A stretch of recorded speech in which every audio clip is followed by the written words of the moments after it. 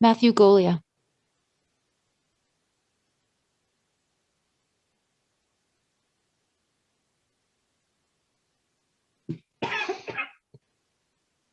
Hey guys, congratulations on Board of Education Recognition Week. Vice President Havlick, I'm also terrified of speaking in public, but I truly believe that this issue and our message is critical, and so I'm also trying to overcome my phobia. This board and administration have also made it in the news recently, but it has nothing to do with national politics or SNL. Our group has come together specifically to address a problem that's created by the systems in our district.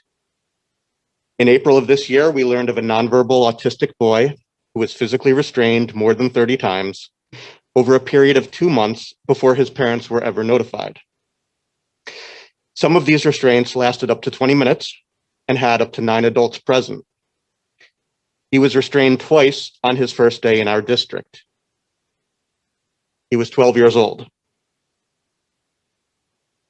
I've met this boy, and he's a sweet boy, and he's a happy boy, and he played with my children, who are 4 and 6 years old.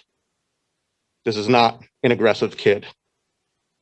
We then learned of a special education teacher who retired in early 2020 as a result of abusing her non and minimally verbal autistic and disabled students.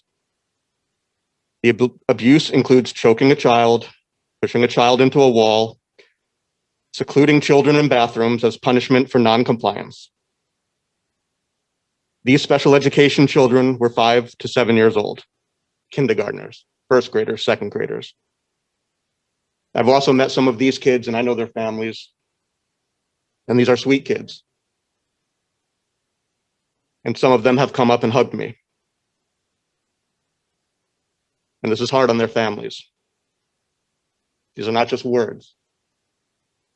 Through additional conversations, I am now aware of at least 2 times that the district was warned about said teachers concerning behavior prior to the events I just mentioned.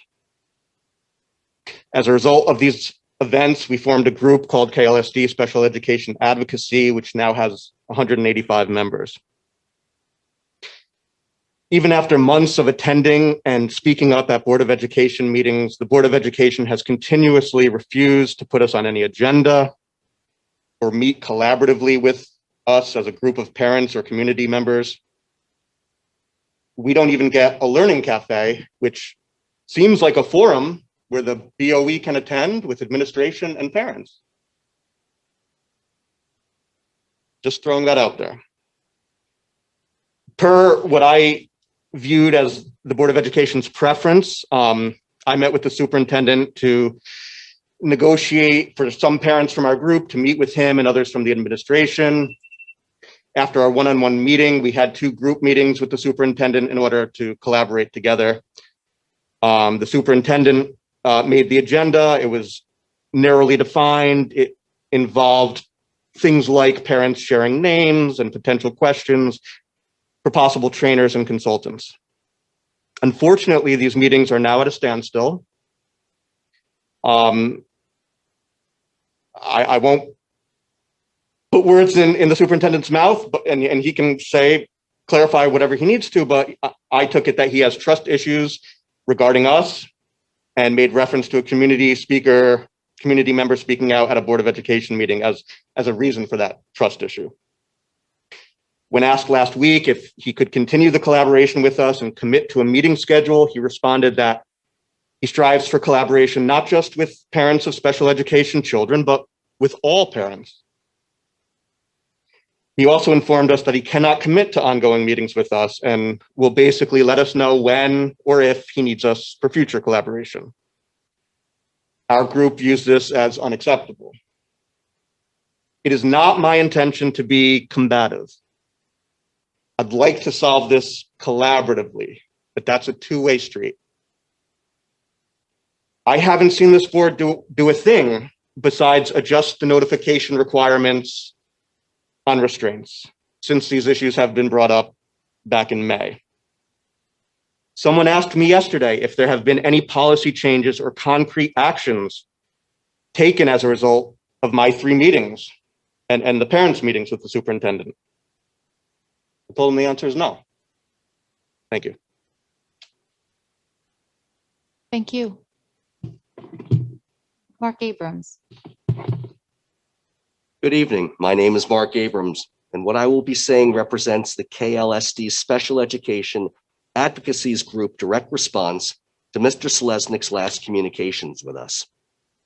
If you look up the definition of the word collaboration, you will see that the word describes a process of working together in order to achieve a stated goal. Mr. Selesnik, your interactions with our group in those two meetings fell far short of meeting the definition and felt more like a game that you were playing with us. This project was supposed to be a collaborative process as a response to events that reflect poorly on the district and have damaged the ability of parents to trust in the safety of their children at these schools. The KLSD Special Education Advocacy Group did not form in order to play games with anyone.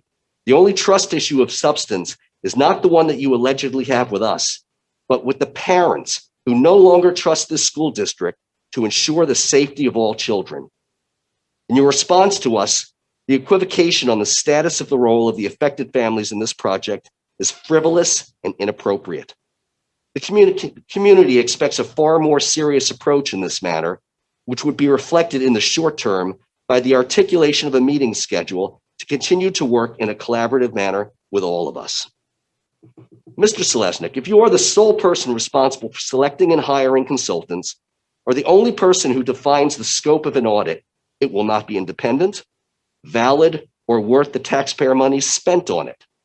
Our community deserves transparency. Our community deserves to play a vital role in all aspects of this audit of the Special Education Department.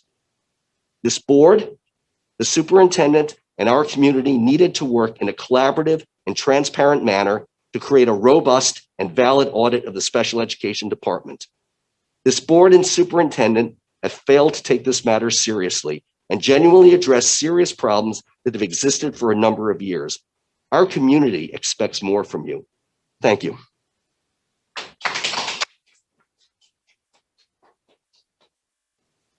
Thank you. This brings us to an opportunity for some board dialogue and discussion. I'm not sure whether board members might have had new topics, new business, or comments.